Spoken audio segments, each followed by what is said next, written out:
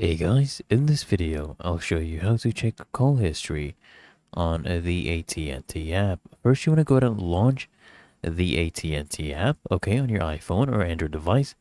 Sign in with your account credentials, and then all you need to do to access this, okay, to access your phone line details on the home screen, select My Wireless, and then just choose the phone line you want to view call history for.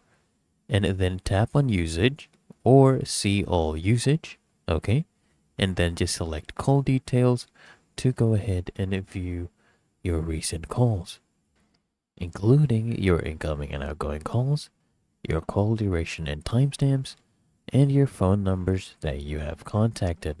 And if needed, you can actually go ahead and download the usage details, okay, to download the call logs. Basically, it's optional, and you'll get either a PDF or CSV file of your call logs. Okay, you can also go ahead and check your detailed bill under bill and payments.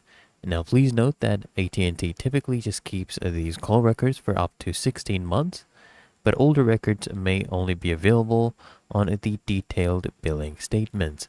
But otherwise, it's really that easy and simple, so I hope this guide provided value to you. And if it did, consider smashing that like button, as well as subscribing to frequently asked questions, and I'll see you in the next one.